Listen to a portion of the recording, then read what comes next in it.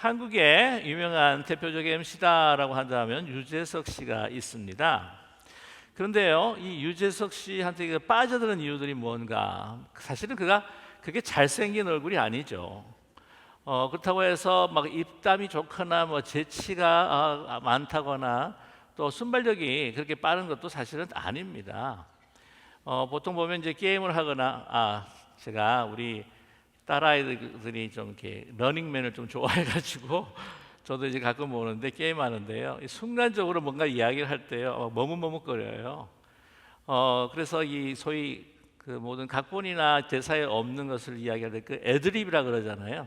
근데 그 애드립을 잘 못해요, 유재석 씨가. 그럼에도 불구하고 사람들은 그의 모든 이 진행에 대해서 빠져들기 시작합니다. 그 이유가 뭐냐면요, 여러 가지 이유가 있겠죠. 인성이 사람이 참 좋고요. 그래서 참 사람이 겸손해서 자기를 사실 다 낮추고 또 높이는 그런 면모들이 있습니다. 그런데 확실히 이분이요, 이 반응의 제왕입니다. 반응. 그래서 이 출연자가 이렇게 나왔을 때에 그 사람에 대해서 그렇게 열심히 연구를 한답니다. 그의 업적과 과거와 또 했던 일들, 또 출연했던 작품들 쭉 이야기하면서 말 하나씩 탁탁 질문하는데 그 사람이 아주 기분 좋게 대답할 수 있는 그 상황을 만들어 간다고 하는 것이죠. 그래서 거기서 또 이제 반응을 하는데 뭐 과하게 반응하지도 않고 너무 덜하게 반응하죠. 아주 적절하게 반응을 하다가 뭔가 잘 진행이 되지 않고 좀 분위기가 썰렁할 때 좀 더 과하게 또 한 번은 또 반응을 함으로 인해서 아주 분위기를 싹 전환시키는 그러한 노력가라고 합니다. 그래서 그는 이제 그 반응을 참으로 너무나 잘하기 때문에 그걸 통해서 그 사람들을 이제 세워주고 이 분위기를 만들어가기 때문에 아주 오랫동안 롱런할 수 있는 많은 사람들의 그 인기를 지금 받고 있는 그러한 사람이 되죠. 보통 보면요, 이 살아가면서 정말 이 반응이라고 하는 것이 얼마나 중요한지 모릅니다. 제가 그 팬데믹 기간 동안 참 예배를 그 온라인으로 드리면서 너무 힘들었던 거는 아무도 없는데 카메라를 놓고 여러분 예수님의 그 이름으로 여러분 축복하며 환영합니다 뭐 이런다든지 뭐 평화 하나님의 평강이 하면서 이렇게 할 때 정말 썰렁하더라고요. 그리고 제일 힘든 건 뭐냐면 유머를 했는데 아무도 안 웃어줍니다. 그래서 이해를 했어요. 보통 그 TV에서 시트콤이라든지 이제 코미디를 할 때 방청객이 없는데도 그냥 뭐가 웃음 장면이 나오나 웃음 말을 하게 되면은 뭐 일부러 그냥 소리를 틀어주잖아요. 와 하고. 그래서 저도 그거를 하나 설치를 했을까 하는 생각을 해본 적도 있습니다. 굉장히 반응이 없으면요 정말 힘듭니다. 그러나 이 반응을 줄 때에 다른 사람으로 하여금 힘을 나게 하고 이 반응을 통해서 또 새로운 또 이 방향과 소망을 찾게 되는 것이 바로 이 반응이라고 하는 것이죠. 한국에서 보면은요 요즘 뭐라고 이야기하냐면 액션이라고 하는 것은 이제 행동이죠. 행동이 참 중요하지 않습니까? 근데 요즘 세상에는 아주 실력 있고 똑똑한 사람들이 많아서 이게 좋은 액션들을 많이 하는 사람들이 많은데 중요한 것보다 더 중요한 것은 요즘에 리액션이라고 하는 거예요. 리액션. 액션도 중요하지만 리액션을 잘해야 된다. 근데 이제 가만 보면은 이제 리액션이라고 하는 말이요 조금 약간 콩글리시입니다.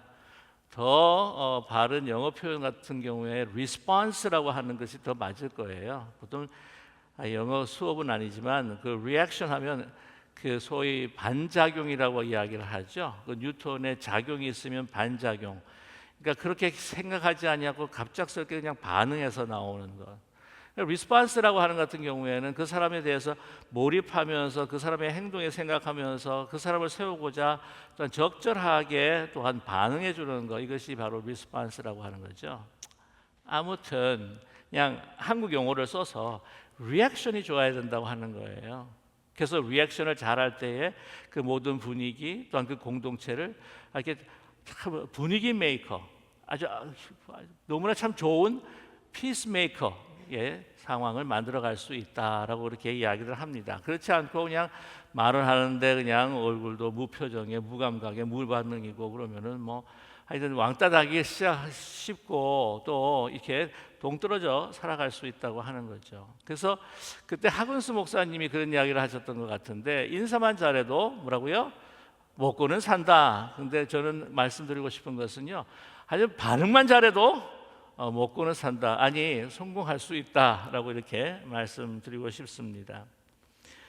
이 반응, 그런데 이 모든 관계에 있어서 공감해주고 반응해주는 것, 이것이 더 깊은 관계가 들어가고 그 사람을 더욱더 이렇게 높여줄 수 있고 또 자기 자신도 행복감을 느낄 수가 있는데, 오늘 예수님께서요, 당시의 세대, 어쩌면 우리의 세대도 마찬가지일 겁니다.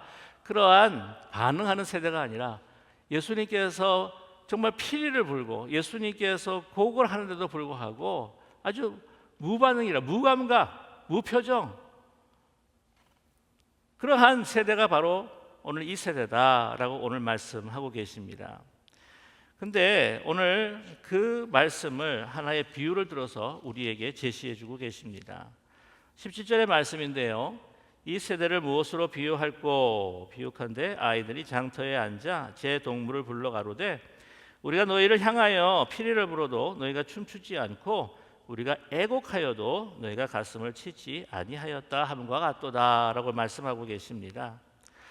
이제 보면 그 옛날에 이 장터가 열리게 되게 되면은 아이들이 우리 그 부모님들을 따라오게 되죠. 그래서 부모님들 따라와서 이제 장을 보고 어르신들은 자기들 일을 하고 있을 때에 그 장터에서 자기들 심심하니까 얘들아 우리 함께 같이 놀자라고 이렇게 불러서 이제 모아서 노는 그 장면 가운데 그들이 하는 그 게임 가운데에 그 두 가지를 예수님께서 언급해 주고 계십니다. 하나는 뭐냐면 결혼식 게임을 하고 놀이를 하고 있고요. 또 하나는 장례식 놀이를 하고 있습니다.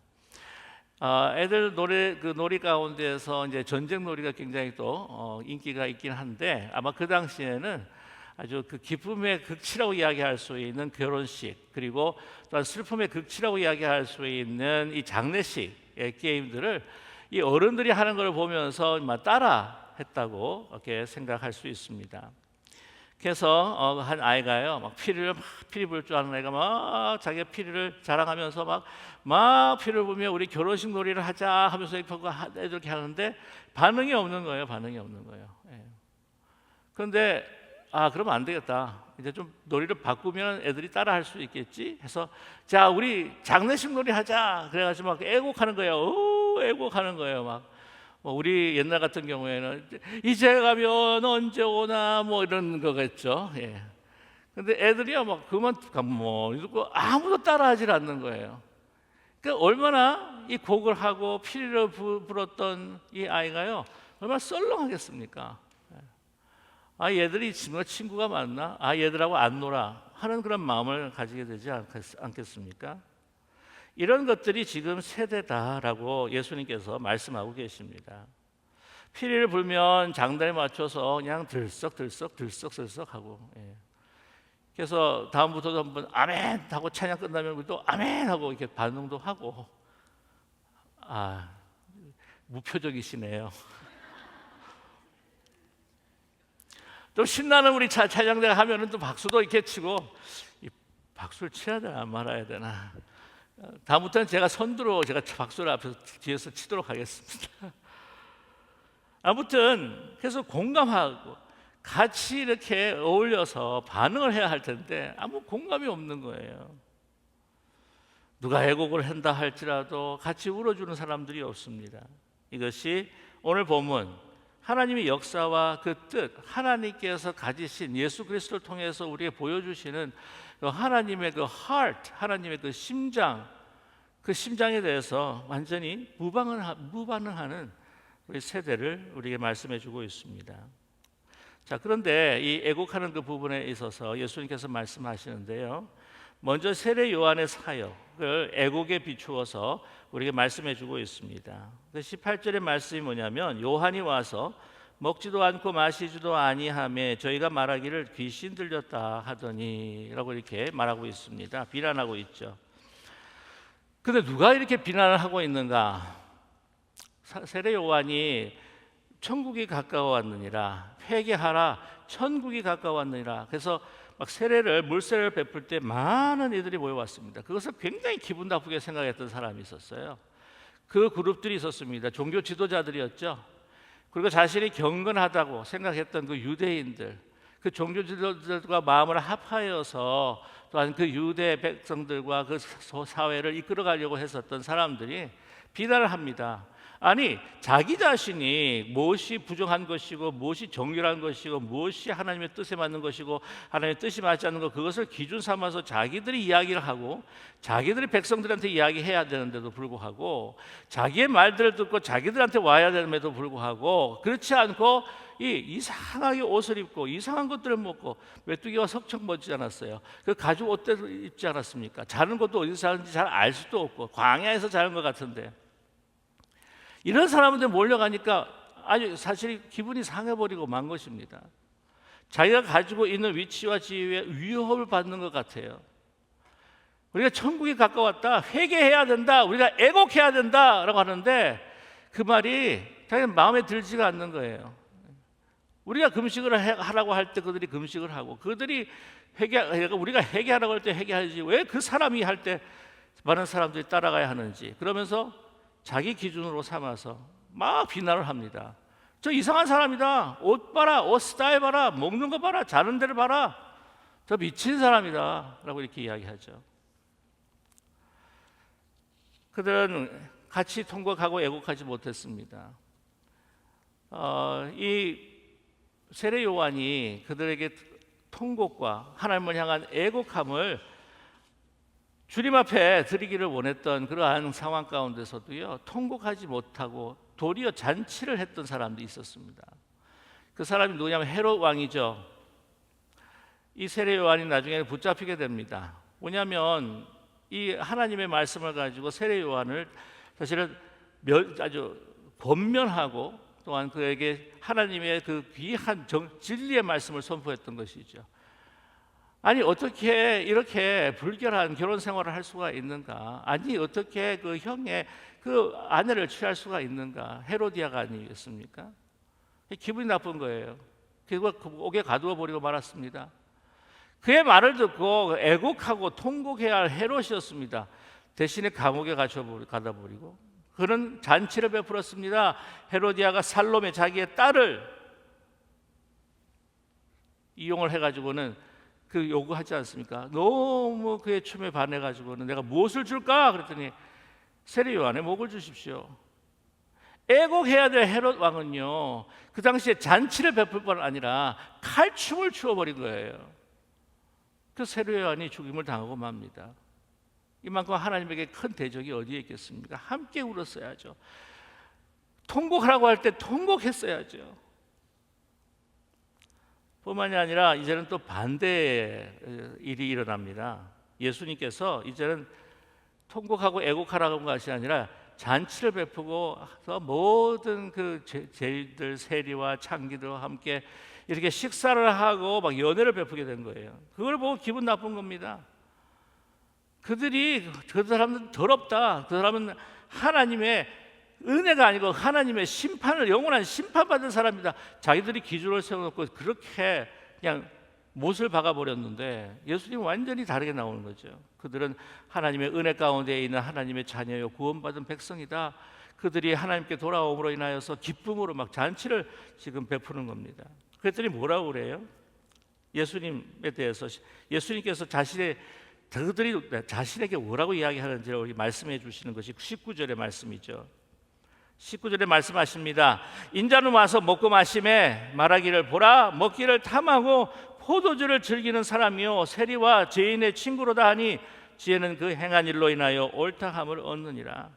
이제는 막 애곡하고 통곡하고 또한 금식하는 이 세례 요한한테는 미쳤다 그러고, 그 다음에 잔치를 베푸는 이 예수님한테는 저 사람은 완전히 오늘 뭐라고 말씀하시죠? 먹기를 탐하고 포도주를 즐기는 사람이요 세속적인 죄인들, 죄인의 친구다 막 그러는 거예요.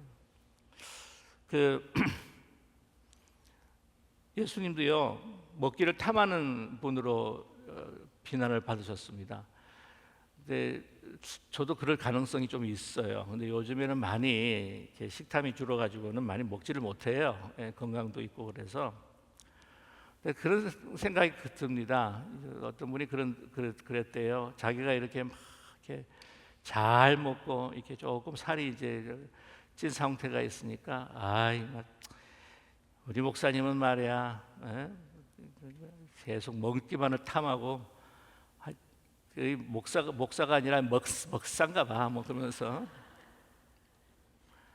근데 자기 그 친구분은 굉장히 이제 빼빼한 거예요. 그러니까 그 빼빼한 목사님한테는 또 그 성도님들이 또 그랬다고 합니다. 저 목사님 뭐 그 인생에 근심 걱정이 많고 평화가 없어서 저렇게 살이 빠지는 거죠. 저 목사님은 은혜가 없는 모양이야. 하나님한테 믿음이 없는 목사인가 봐. 뭐 그렇게 이야기를 또 했다고 하죠. 좀 목사가 좀 잘 입으면 우리 목사님 사치하는 목사님이요. 좀 이렇게 좀 잘 못 입으면은 구질구질하게 촌스러운 목사님으로 이래도 저래도 이러는 거. 근데 깊은 우리 교회는 그런 분이 한 분도 안 계시더라고요.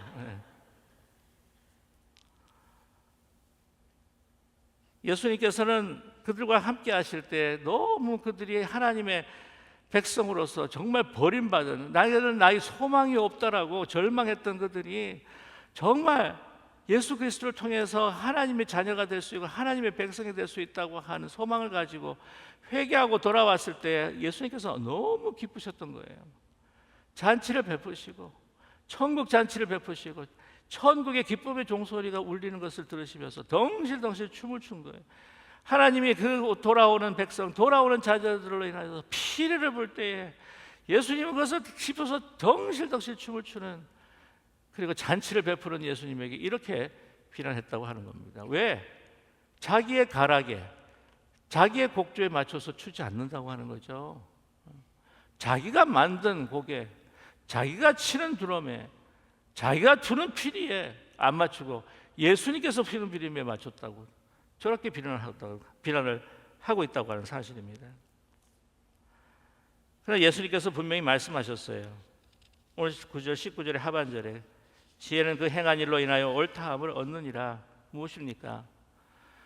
내가 하나님의 그 곡조에 내가 노래를 부르고 춤을 추고 하나님이 가스마리 하실 때에 내가 하나님의 그 통곡함을 드러내면서 내가 슬피 울 때에 그 모든 것을 통해서 하나님께서는 이제 분명히 무엇이 옳은지, 무엇이 진정한 정인지, 무엇이 진정한 사랑인지 결국에는 나타내어 주실 것이다. 자신뿐만 아니라 세례 요한을 통해서 하셨던 모든 일들을 하나님께서 분명히 드러내시고 이루어 주실 것이다 라고 그렇게 말씀하고 계십니다. 저와 여러분, 우리는 과연 그리스도와 함께 같이 이렇게 춤을 추고 우리가 기뻐하며 또한 하늘에 주신 그 잔치에 참여하면서 얼마나 기뻐했던 우리의 모습이었던가요? 아니면 예수님께서 그렇게 가슴앓이 하시고 가슴 고통하시고 성령께서 말할 수 없는 탄식으로 그렇게 한숨을 쉬셔서 고통당하실 때 여러분, 우리도 그 고통과 함께 동참하면서 함께 울었던 우리들의 삶의 모습이었던가요? 우리가 깊이 한번 다시 생각해 볼 필요가 있습니다. 우리가 슬퍼할 때 주님께서는 우리와 함께 슬퍼하십니다. 우리가 좋은 일이 있어서 기뻐하실 때 우리가 기뻐하세요. 그런데 우리는 그것으로만 만족할 때가 너무나 많다고 하는 사실이죠. 분명히 우리가 어떤 상처와 아픈 가슴을 가지고 우리가 슬퍼할 때에 주님께서 슬퍼하셔요. 우리가 좋은 일로 인하여서 기뻐하실 때 축복 주시기를 원하시는 하나님께서 우리로 하여금 정말 기뻐하시면서 함께 기뻐하기 원하십니다. 그러나 그 더 이상이라고 하는 것이죠. 과연 우리는 우리를 넘어서 우리가 기뻐하는 것, 우리가 슬퍼하는 것에 주님께서 모든 마음을 우리에게 쏟아내시기를 원하신다고 한다면 다른 이들을 향하신 하나님의 아픔과 슬픔과 또한 기쁨에 대해서 우리는 얼마나 많은 관심과 또한 반응을 가지고 주님과 함께 그곳에 그 시간에 동참을 했었냐 하는 것을 우리가 물어야 되지 않겠습니까?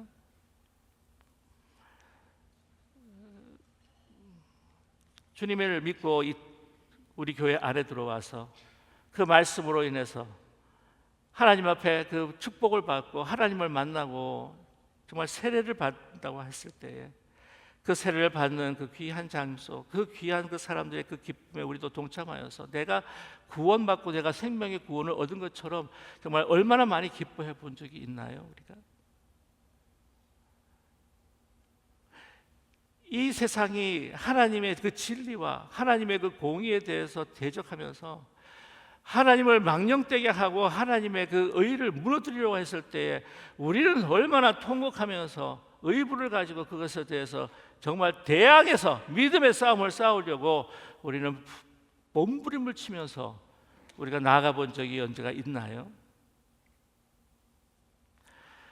우리가 하나님 앞에 나아가면서 이 세상에서 복되고 잘 되는 것, 또한 우리가 이 세상에서 정말 훌륭하게 되고 정말 하나님의 축복을 받는 것, 그것도 중요하지만 그러나 우리 다른 이웃들의 아픔과 다른 이웃들의 슬픔, 다른 이웃들의 그 기쁨, 그 기쁨에 예수님께서, 주님께서 그들과 함께 하시는 그 기쁨과 그들의 아픔이 얼마나 더 크고 정말 너무나 높으신 것인데 얼마나 우리가 한 번씩 동참하기를 원했던 적이 얼마나 있는지 우리 자신에게 한번 물어봐야 할 필요가 있을 것입니다. 저희들 참 많이 기뻐하죠. 내가 원하는 것을 얻고 이 세상이 원하는 것들을 내가 얻게 되고 내가 바라는 것들을 얻게 되었을 때 우리는 막 기뻐합니다. 그러나 한 생명이 구해지고 한 잃어버린 영혼이 주님 앞에 돌아온 것에 대해서 우리가 얼마나 기뻐하고 우리가 즐거워했는지 우리는 많이 슬퍼합니다. 내가 아꼈던 것, 내가 소중하게 여겼던 것, 그런 것들이 상실되고 사라질 때 우리는 참 가슴 아파 많이 합니다. 하지만 다른 사람들의 그 아픔과 고통, 그리고 하나님의 그 의가 무너질 때 우리는 얼마나 그것에 대해서 가슴 아파하고 슬퍼하며 하나님 앞에 통곡하며 이 땅을 고쳐주십시오, 이 세계를, 이 세대를 고쳐주십시오 하고 울부짖으며 얼마나 기도해 본 적이 있을까요? 저는 이번에 이제 그 런던 올림픽, 죄송합니다. 파리 올림픽이죠. 파리 올림픽 개회식 장면을 제가 보지는 못했습니다. 뭐 여러 가지 일이 바빠가지고 못했는데 아주 뭐 대단했다고 이야기를 들었습니다만은 뭐 최초로 스테디움에서 한 것이 아니라 뭐 세느강에서 했다고 하더군요. 그리고 선수들이 입장할 때 뭐 배를 타고 들어왔다. 그래가지고 여러분 아시겠지만은 이 올림픽이라고 하는 것이 전 세계 그 나라뿐만이 아니라 사실은 뭐 전 세계 축제다라고 그렇게 이야기하지 않습니까? 근데 이 전체 세계의 그 축제에서 막 폭죽을 터뜨리고 막 노래와 모든 춤을 막 우리가 추고 막 기쁨으로 이렇게 진행을 하지만, 근데 과연 예수님께서 그 장면을 보면서 얼마나 기뻐하셨을까? 저는요, 예수님께서 정말 가슴 아파하면서 통곡하셨던 그러한 이 개회식의 한 부분이 있었다고 저는 분명히 믿습니다. 왜 이 말씀을 드리냐면은 저는 보지는 못했는데 이 영상 클립을 하나 봤어요. 지금은 하도 이 기독교 교계에서 너무나 많이 항의를 해서 그런지 그 유튜브 공식 채널을 갖다가 다운시키고 지금은 폐쇄를 해버리고 말았다고 합니다. 그럼 거기에 여러분 그 레오나르도 다빈치가 그렸던 최후의 만찬이라고 하는 유명한 그림이 있습니다. 예수님이 중앙에 계시고 그 마지막 날 밤에 제자들과 함께 같이 식사하는 그러한 그 그림인데, 그 그림을 패러디한 거예요. 패러디. 그러니까 이 공연으로 패러디를 한 겁니다. 누구들이 나왔냐면 그 드래그 퀸이라고 해가지고요, 이 LGBT 사람들, 그 중에서도 남자들이 여장을 이렇게 막 하고 막 노출시키고 막 이상한 옷들을 입고 나와가지고는 막 광란의 춤을 추고 막 퍼포먼스를 하고 막. 그래서 그들이 소위 예수 그리스도의 제자인 것처럼, 예수 그리스도의 팔로우인 것처럼 그러면서 그런 광란의 춤을, 그 광란의 공연을 해버리고 만 거예요. 제가 그 클립을 좀 봤습니다. 그 장면들을 봤습니다. 아주 역겹더라고요. 아니 도대체 어떻게 하다가 이렇게 됐냐는 거죠. 세계가 함께 축제해야 되고 정말 우리가 함께 즐거워야 될 그 장소에서 제가 확 마음에 들어온 것은, 이걸 보고 저도 역겹지만 예수 그리스도께서 이것을 보시고 통곡을 하시겠다. 사람들이 그래서 그 조직을 물었더니 IOC가 이렇게 이야기했다고 합니다. 허용성이라고 하는 메시지를 갖다가 전달하기 위해서 이것이 좋게 느껴져서 그래 허락을 했다고 하는 거예요. 허용성. 이 허용성이라고 하는 것이 이 그리스도의 그 함께 같이 잔치하고 모든 죄인들과 함께 그 향기와 세례들과 함께 이게 같이 잔치하는 어떤 그 허용성으로 생각한다고 한다면 그건 오해라고 하는 거예요.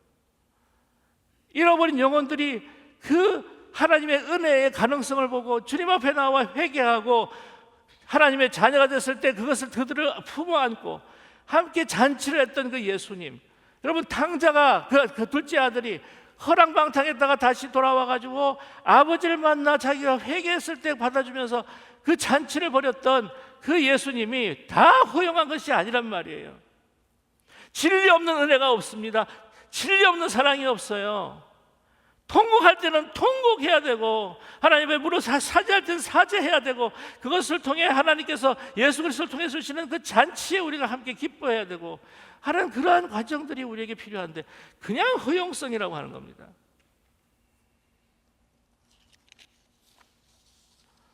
예수님께서 오늘 본문의 말씀까지 하시면서 그 세리와 창기들 죄인들과 함께 잔치를 나누며 그들과 함께 먹고 마시고 여기에 바로 하나님의 나라가 임했다. 너희들이 지금 천국에 있다. 너희들 하나님의 자녀다 라고 이렇게 말씀하셨지만 그 이후에 나오신 말씀 보면요 심판의 말씀을 하십니다. 마태복음 11장 21절과 24절 뭐라고 말씀하시냐면 화 있을진저 고라시나 화 있을진저 베스다야 너에게 행한 모든 권능을 두로와 시돈에서 행하였더라면 그들이 벌써 베옷을 입고 죄에 앉아 회개하였으리라. 내가 너에게 이르노니 심판날에 두로와 시돈이 너희보다 견디기 쉬우리라. 가버나움아 내가 하늘에까지 높아지겠느냐 음부에까지 낮아지리라. 내가 행한 모든 권능을 소돔에서 행하였더라면 그 성이 오늘까지 있었으리라. 내가 너에게 이르노니 심판날에 소돔 땅이 너보다 견디기 쉬우리라 하시니라. 예수님께서요 심판의 말씀을 선포하십니다. 지금 너희가 통곡할 때라는 거예요. 고라시나 베세다야 내가 이러한 놀라운 기적과 이적을 베풀었던 거를 이 소돔과 고모라 성이 보았다면 소돔과 고모라가 뭡니까? 제일 큰 죄가 뭐였어요? 동성애자들이었지 않습니까? 폭력이었지 않습니까? 그들이 보았다고 한다면 더 견디기가 심판에 견디기가 쉬웠을 것이라. 그보다도 더 악한 세대가 바로 너희요 더 악한 도시가 너 고라신 벳세다다. 저는 이것을 예수님께서 분노하시면서 말씀을 하셨기보다는 애통해 하시면서 애곡해 하시면서 이 말씀을 전했다고 저는 믿어요. 그 파리를 향하여서 이 세계에 흩어져 있는 많은 도시들, 특별히 미국의 도시들을 향하여서 소돔과 고모라 돼가고 있는 이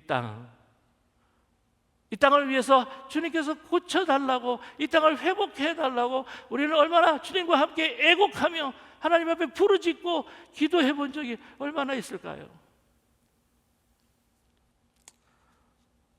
여러분 압니다.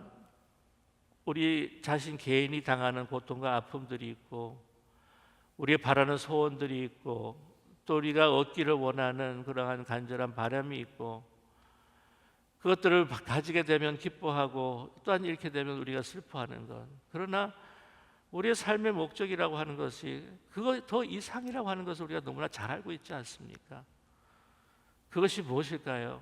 예수님의 눈물이 있는 곳에 우리의 눈물이 있고 예수님의 웃음과 춤이 있는 곳에 우리의 웃음과 춤이 있어야 하는 우리의 인생이라고 하는 것.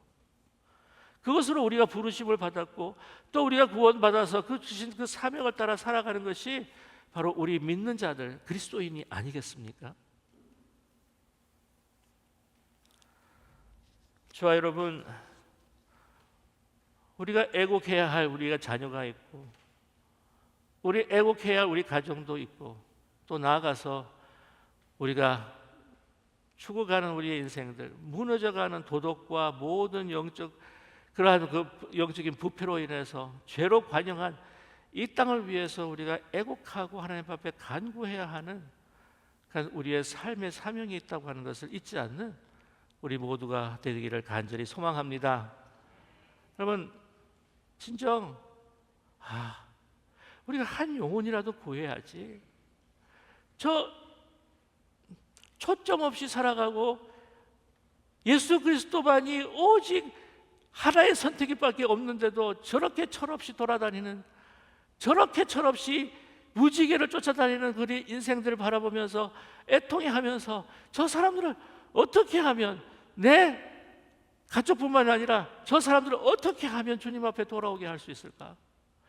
그들을 향하신 흘러내리는 예수 그리스도의 눈물이 있는데 우리는 어떤 마음으로 가져야 할까? 그들이 복음을 듣고 돌아왔을 때에 그 생명을 얻고, 내가 정말 엉뚱하고 엉터리 같은, 정말 그 암흑과 같은 삶을 살았었구나. 그것을 회개하면서 새 사람을 입어 주님 앞에 기뻐하는 그 모습을 보고 내가 산 것처럼 기뻐하는 그 그리스도의 춤과 그 그리스도의 그 기쁨. 여러분, 그런 기쁨과 슬픔에 우리 주님 앞에 반응할 수 있는 저와 여러분 되시기를 간절히 소망합니다. 그것이 진정 우리의 기쁨이요, 우리의 생명이요, 우리의 삶의 목적이라고 하는 것을 우리가 잊지 않고 주님의 눈물이 있는 곳에 우리의 눈물을, 그리스도의 춤이 있는 곳에 그 춤을, 주님께서 부시는 그 피리에 춤을 추고 주님께서 성령을 통해 애곡하는 그 애곡함에 나의 눈물도 흘릴 수 있는 참된 인생을 주님 앞에 드릴 수 있기를 주님의 이름으로 간절히 축원합니다. 기도하겠습니다.